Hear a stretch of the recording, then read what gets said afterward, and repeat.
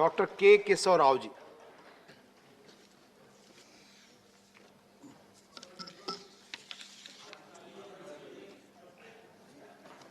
Sir, I hope you will empathize with my discordant note, because I speak with this discordant note for the reasons, not without reason. One is, we are disappointed with the address which usually done. Nobody expected that you would do it after seeing them for the 7 years. Number two, what has been said could be seen in a global, in a Google or anywhere. So there's nothing new. Yesterday I was hearing from Rajya Sabha a leader saying that what we expect in a presidential address is some kind of a strategic vision of the state, of the nation, of the party, of the ruling party. Because what has been done is done, which has both plus and minus points. But what is to be done is something which you throw for open discussion. Sir, today I raise with, as I earlier said, with very hard. Even my Patraji, while welcoming the address, said he was speaking with a heavy heart. So everyone today who is speaking in this, even if they are supporting this, they are speaking with a heavy heart because something is paining them. Sir, to me today, our very polity, idea of India is under threat. Today you are talking about all this unity. He has quoted Ambedkar, but I'll quote Ambedkar in this context. Economically we are divided, as yesterday one leader said, but more basic, secular and cultural. This it is eating into our very body politics. It is not only dividing the persons, but their minds, corrupting their minds. So much so tomorrow you'll find two differently thinking people on the idea of India. This is not a new thing, but the way ever since the BJP had come into rule, I'm not taking the name, the ruling party had come into it. This division of secular Indians and radical Hindu nationalists has sharpened. The conflict between these two identities form the core of polarization in India. And the greatest threat today to this country is the politics of polarization. This is very important. You are seeing, it's all right. I think I'm little elder to a lot of people in this house. So as an elder brother also I can tell you, today it might pay us. It may pay us in some project. But tomorrow when it reaches the hearts and starts corrupting the very body, then you would find two nations, not persons. Persons can be divided, they can be brought together. But the minds will be so divided that they can never be brought together, and India will be totally divided. This I'm not speaking out of politics, please. This I'm speaking to you out of my concern. That is, I said, discarded note. Sir, the majoritarian-backed politics of polarization is the highest during NDA. You must excuse, this is NDTV's hate speech analysis. NDTV hate analysis. There is an increase of 1,013% in hate speeches, of which 80% are Sangh Parivar members. This has been found in the report. And with a heavy heart, as Matra says, I have a heavy heart, I'm trying to tell you what exactly would happen. We need to correct our own people. I don't want to go into specifics, but it clearly shows the path of hate towards which the BJP government is heading. Hate politics and communal disharmony is against the very idea of India, advocated by Mahatma Gandhi and all other great leaders. Thus, there is an urgent need to bring a special law to tackle the problem of hate speech as recommended by Honorable Supreme Court in Viswanathan Committee. Sir, the partisan attacks, I tell you, the partisan attacks on India's independent political institutions have intensified. Opposition parties have become extremely wary of defending pluralism and secularism, which needs to be done, but not being done. Hatred and violence against minority communities have flared up. Although various actors have launched efforts to counter the country's majoritarian turn and improve civic dialogue, they have failed. Polarization in India is more toxic today than it has been ever in the past. And it shows no signs of abating. We can't also ignore, this does not mean by only talking about this, I am ignoring the caste division. The division that is possible in the name of caste and the language. That also we must be aware of. The divide over Hindu nationalism is seriously endangering liberal freedoms and pluralist democracy in India. The current wave of polarization has its roots in the colonial and two clashing visions of the idea of India that emerged then. One strain of thinking envisioned the India as a secular nation in which membership was defined not by one's faith but by one's place of birth. The most important proponent of this view was Mahatma Gandhi. Though a devout Hindu himself, Gandhi viewed the Indian nation as a harmonious collection of religious communities. Speaking about the Indian society, I would quote what Patra said, but in this context. Ambedkar ji spoke about this during the federalism, but during the unity that was being tried. We are a multinational nation. We have never been a nation at all. The word nation is not used in the constitution if you see it. It is union of states. And all right, let us go into ideology also. Even if you are talking of a nation, we are trying to build a nation, make a nation out of winning it. How do we do it? We have been 600 nations, sir. And I belong to entirely a different culture known as Dravidian culture. We still have Onam, where we think Bali Chakravarti will come back. Whom you think you glorify or gloat over, killing him. See, these are differences. We are trying for all these years, centuries, to see that how we can find some kind of unity, a thread of unity in the diversities. When we are making such an effort, you are coming, for example, today morning, one of the most sober and very matured minister here, Labour Minister, when I asked him that the particular member wants the answer in English because he was not able to get the translation free, he said, we'll speak in Hindi only. They can look through translation. See, this kind of attitude must go. This kind of thinking, mind setup should go somewhere. And this we see it today. And today, southern states don't take them very slowly. I belong to one of the southern states. Though I come from the differently a central state where I can speak Hindi and other things. A lot of people here from Tamil Nadu, Kerala, they don't understand your Hindi at all.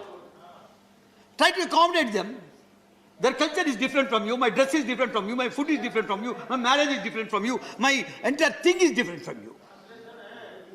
And we want to be one because we've been brought in and we are trying to do it. This is what exactly is under threat today. Yes. So, Ambedkar, if you read him, what he says is, my ideal would be a society based on liberty, equality, and fraternity. He stressed on that fraternity. Democracy is not merely a form of government. Only because you have a power, you are taking away all the powers of the state government and still say we are running the government and we have the figures. And I thank, not only thank, congratulate Sarkarji. Just now he spoke from West Bengal, Jawahar Sarkar. He punctured every statics of yours. Statistics are static tricks. These static tricks of yours have been punctured by him here when he quoted you. One by one points where they have gone down, although you have been claiming to be bored. I'm not getting into it. Here I'm telling you democracy is not merely a form of government, it is primarily a mode of associated living. Why, how you live and how you take us all together is important, which we have never seen in the BJP. If a chief minister from Telangana writes to you a letter asking people to revolt against the center, taking the plows in their hands, and it comes in the entire banners, and new special issues are taken out. Why did this pass? Why did we come to that kind of a pass where a chief minister has to be pitted against you? He was speaking on agriculture, no doubt, about the agricultural distress. He was speaking about federalism, no doubt, because you are trying to take away his powers. But he was also speaking about your mindset, because he has been very close to you. He has been acting, we have been voting in, today we have decided we should not be with you, we shall never be with you. Why? Why this pass? Why this kind of a change? You must ask yourself, not ask we ourselves. Whatever it is, as far as I said, Article 5 of the Indian Constitution deals with the provisions related to citizenship. The BJP government has attempted to destroy the secular nature of the Indian Constitution by changing the citizenship law on communal lines through the passage of CAA and NRC. See, this is what exactly we are trying to talk to. You might have passed the bill. People might have protested, might have told you, but you are not taking recourse to it. Sir, whatever it is, this is taking me to the center trying to take usurp all the powers. Sir, federal structure is also under threat, like the very idea of India. The central government, through the passage of several bills, is trying to destroy the essence of Indian federalism. Although federalism, the word federalism is not there, but we think we are a federal government and we strongly believe it is a federal government. The proposed legislation not only takes away the power, I'm quoting to you, I give you an example of electricity power bill, which is coming. Sir, that legislation, the proposed legislation, not only takes away the power vested in the state government, but also give an undue advantage to those states that have the BJP government as the ruling party. Please look into the clauses, you will find. I would have asked Patra to make a study and tell you. One size fits all central scheme with centralization decision making with no choice for states to implement is relevant and useful to analyze. This is what exactly is happening. As I said, the proposed amendment in electricity bill allows the entry of private players in the power sector. The amendment seeks to improve the economic efficiency of power distributors. It is likely to have negative repercussions for consumers and state-owned power outlets alike. The private entrants will supply power through the infrastructure developed by the state-owned PSUs, while the profit-making areas will be poached by the private players. The obligation to provide the electricity to rural areas will solely fall on the state-owned distribution. This is the electricity bill which is coming. Since the creation of our state, Telangana, the power capacity has increased multiple. It is further expected that within the next few years, the installed capacity power of the state will go to 10,000 megawatts. The effective governance shown by TRS party in Telangana has not only electrified villages, but also provided quality assurance. I'm not trying to score a point here. What I'm trying to tell you, the states are doing their best. When they are doing best, we are giving free power, 24 hours into 7, to our farmers free. Now, this bill will attempt to put meters at every pump set, which means that the threat lingering on these people, lingering over our farmers, that one day or the other, the meters will be read. So, I just not talked about South India, but please understand my spirit of my agony, not the words. The South states are being ignored, according to me. The central government's persistent efforts to sideline southern states in the distribution of tax revenues is evident. The South Indian states have taken numerous policy measures to ensure population control and collecting a higher portion of taxes. However, the distribution of funds to states by the BJP-led central government fails to provide any incentive to states who have performed well economically. Our state of Telangana expected 38 odd crore grant in aid from the 2021-22, but budget, however, we received only a meager amount of 5,155 crore till. I am quoting this only as an example to you. Sir, I would like to state Telangana is the fourth largest contributor to the exchequer center. We are the fourth largest, except after Calcutta and Bombay and other things. Sir, but what is happening in non-allocation? The Telangana doesn't get a single institution, sir. Although the State Reorganization Act provides for certain institution, names certain institution which will go to Telangana, but they have not come. We have been writing letters on that. The discrimination and neglect of Telangana are blatant in the distribution of higher education institutions like IITs, IIM, and Navodaya Vidyalaya. I quote and tell you, while all the states in the country got an institution, the Telangana government drew blank. 7 IIMs, 7 IITs, 4 NITs, 16 IITs, 3 triple IITs, and 175 medical colleges are allotted to various states. Telangana drew blank. So, thus, Indian federal structure is under threat. Now, this takes me to the crisis the farmers are facing. On our Chief Minister writes a letter to the Prime Minister. Now, we have had a bitter experience of 11 months agitation by the farmers of Punjab. It is not the farmers of Punjab. Perhaps it has happened somewhere near Punjab or Delhi. All the farming community was at best with them. Their hearts were with them. What happened? The farm bills you have brought without consulting the states. And agriculture subject, we have said this during the farm bills also, this subject of agriculture belongs to state. And not only violating the constitutional provision, your audacity is so much that you allowed 11 months and 700 people to die. There is not a single word and mention in the house, in the speech. 14 months, not a single mention about it. This is what exactly bothers us. We in Telangana, we are today second largest producers of grain after Punjab. That we have attained because of our irrigation facilities and the power, and naturally the farmer. And we go to the side of the farmers who are on agitation. Sir, the centre passed the farm laws without consultation with the state government. These acts were against the federal structure of the country, as agriculture falls under the list of the state. Furthermore, these acts neglect the long-standing demands of the farmers that sought implementation of legal regime of MSP. Although you have asked them to regime, you have promised MSP. The other day, there is no mention about MSP to law. There is no legal backing to law. And even the speech does not make any issue after so much of a big agitation. So that brings to me their love for agriculture. In the a day before 2016 budget, Modi ji announced that he will double the incomes of the farmers.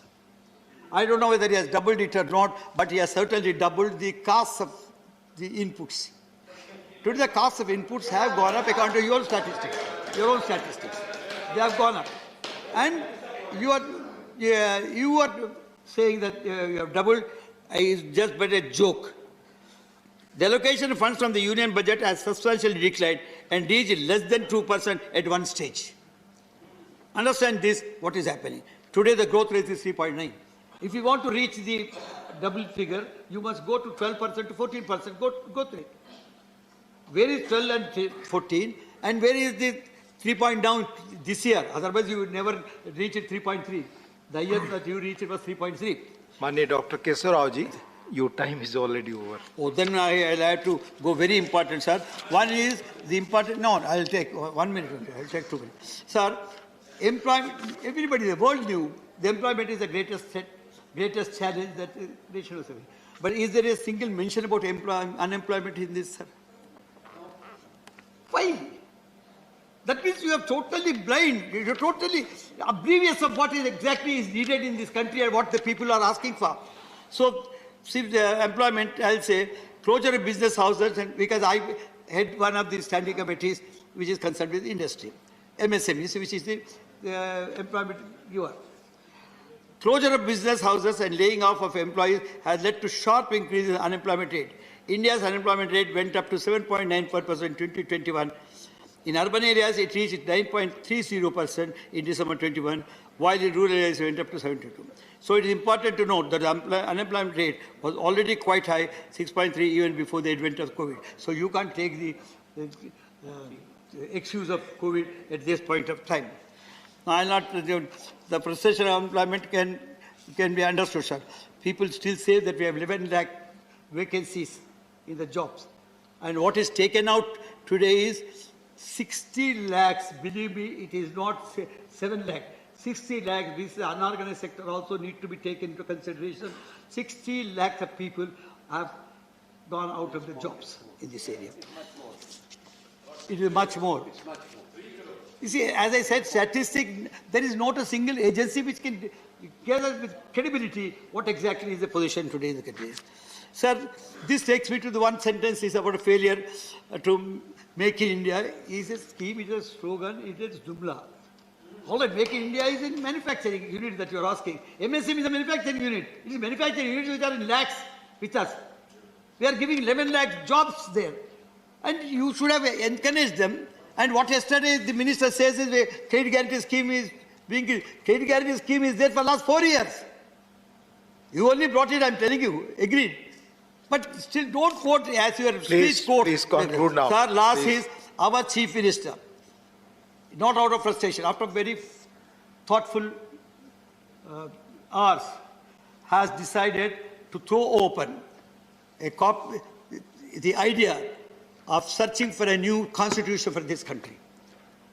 Because we know, under you, even the basic structure of secularism, basic structure of our commitment to the nation, a basic structure like governor's office, like this state list, and also the directive principles which need Thank you, Dr. Keshava Rao, please. Are under threat. So he has thrown open. Please. With all respect, Thank you.